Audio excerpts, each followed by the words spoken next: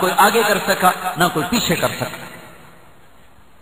اللہ نے ایک طبقہ تیار کیا جن کے دلوں میں اس کا شوق بھر دیا اور اس کو یاد کر رہے ہیں، یاد کر رہے ہیں، یاد کر رہے ہیں۔ یہ وہ اللہ کا امر ہے جو زندہ ہو رہا ہے، انا نحن نزلنا الذکر وانا له لحافظون، ہم نے اتارا، ہم ہی اس کے محافظ ہیں۔ جو قرآن کو سینے میں اتار گیا تو اللہ کے نبی کا فرمان ہے کہ اس کے اور نبی کے درمیان بس اتنا فرق ہے کہ اس پہ نبوت نہیں آئی، باقی اس نے نبوت کا علم اپنے سینے میں اتار دیا۔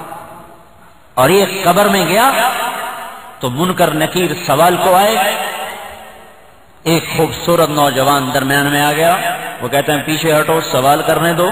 وہ کہتا ہے جس نے تمہیں بھیجا اسی نے مجھے بھیجا۔ یہ کہتا ہے تو ہے کون؟ وہ کہتا ہے تیرا قرآن ہوں جو تیرے سینے میں تھا، جسے تو پڑھتا تھا، آج تیری مصیبت میں حل کروں گا۔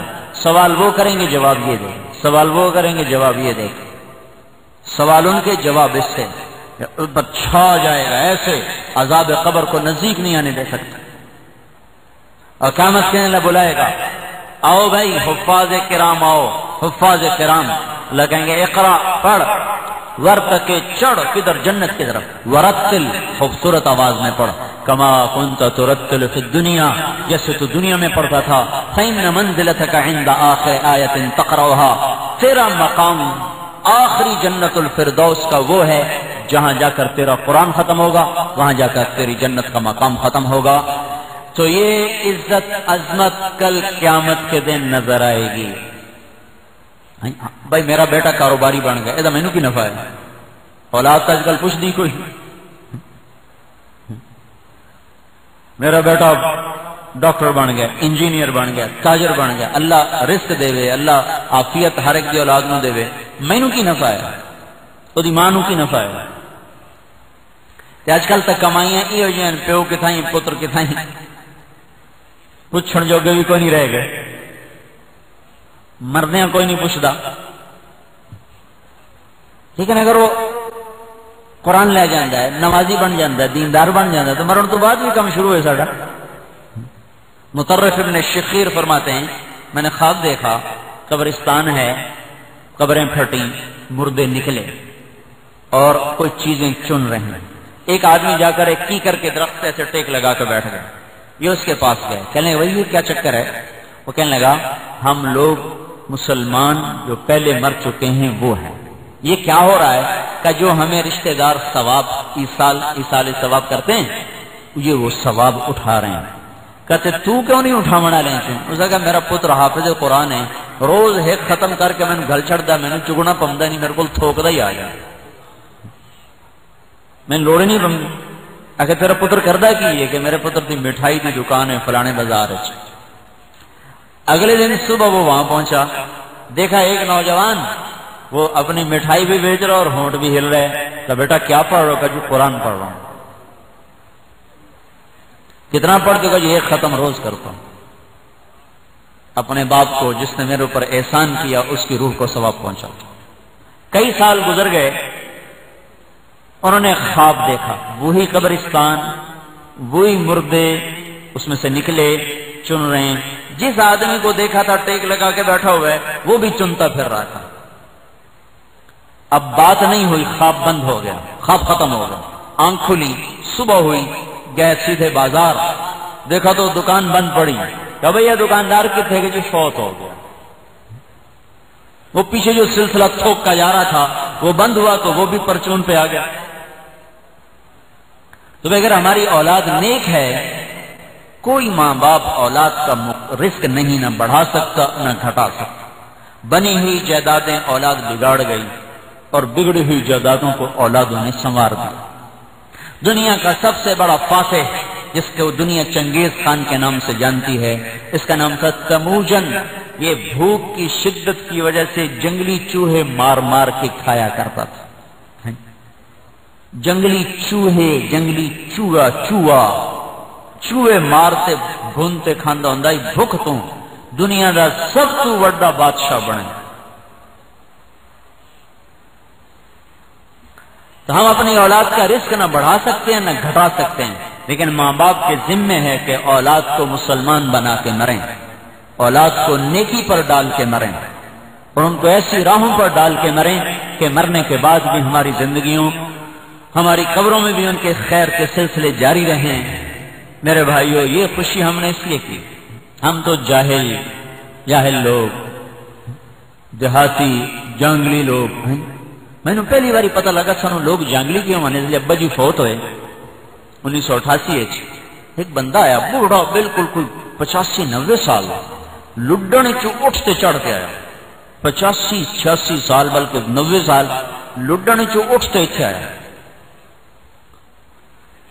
اس نے کہا میں نے بچڑا پتہ لگ گیا بھائی نیلا بخش فوت ہو گیا ہے، میں تب آیا پرچامنا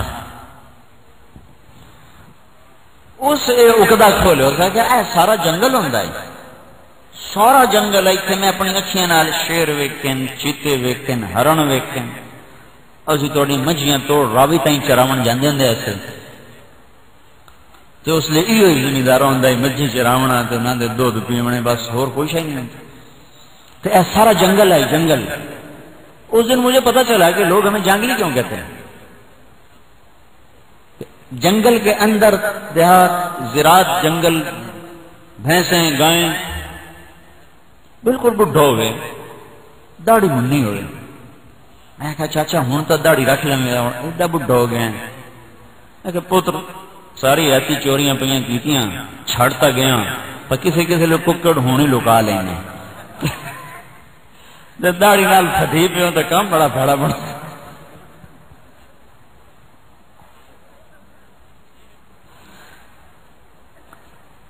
تو بھائی ہمارے علاقے کے لحاظ سے تو یہ ایک عجیب چیز ہے، بھائی حافظ قرآن ہونا کڑی بڑی گل ہے جو اتنا مجمع کٹھا کر رہے ہیں۔ بھائی بہت بڑا اعزاز ہے اس بچے کے لیے جس کو اللہ نے یہ دولت عطا کر، اور بڑی خوش قسمتی اس کے ماں باپ کے لیے جس کو یہ دولت نصیب ہوئی۔ چونکہ ہمارے علاقے کا کیا پورے پنجاب کا یہ دستور کہ ہمارے ہاں حافظ قرآن بیچارہ امام مسجد کم ہی شمار ہوتا تھا، اس کی حیثیت اس سے زیادہ نہیں تھی۔ تو اللہ تعالیٰ نے فضل فرمایا 1972 میں میرے 4 مہینے پورے ہوئے، اور اللہ نے بیٹھے بٹھائے مجھے تبلیغ میں لگا دیا۔ اور اس وقت چونکہ سارا خاندان مخالف، سارے رشتہ دار مخالف، سارے کہیں ایسا کملا ہو گیا، مولیاں دے مگر لگ چنگا والا ڈاکٹر بن دو تینوں کی بنی، تو سارا ایک عجیب یہاں ہنگامہ ہوتا تھا۔ تو اور یہ تانے بولیاں روز بے ہوں چھولیاں دی دال تائیں کام نہیں وہ تو پننا ہے۔ تو اللہ تعالیٰ نے فضل فرمایا ہمارے خاندان میں سب سے پہلے میرے بھانجے کو اللہ نے یہ دولت بخشی، وہ حافظ بنا۔ اس کو ہم نے زبردستی چلایا، اس وقت ماحول نہیں تھا تو وہ ہمارے پریشر سے چلتا رہا، لیکن کو اس کا ذاتی شوق نہیں تھا۔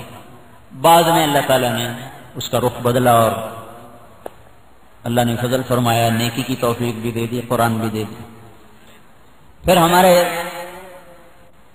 اس کے بعد ہمارے خاندان میں دوسرا بچہ، وہ ہمارے تعزاد بھائی مظہر حسین صاحب، ان کے بیٹے نے حفظ شروع کیا بالکل بغیر کسی کے کہنے کے۔ وہ بھی ایک جیسے وہ کہتے ہیں نا اللہ جنہیں چاہے ہدایت دے دے گا، وہ ایک نمونہ ہمارے خاندان میں، اللہ جنہیں چاہے ہدایت دے، نہ باپ کی طرف سے ترغیب بھائی قرآن پڑھ، نہ ماں کی طرف سے، نہ ماحول، نہ دوست، بالکل جہالت کی انتہا۔ اللہ نے یہ ہم نے مدرسہ شروع کیا، اللہ نے اس کے دل میں ڈال دیا کہ میں نے قرآن حفظ کرنا۔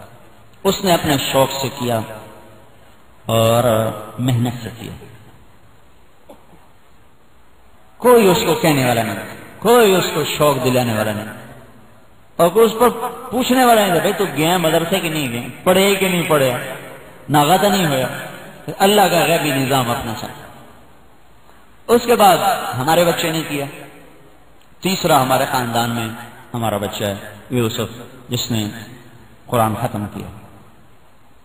تو دنیاوی لحاظ سے بے شک یہ کوئی آپ سارے ماحول میں ایسا ہے کہ یہ کوئی ایسی بڑی چیز نہیں ہے، لیکن بھائیو بہت بڑی دولت ہے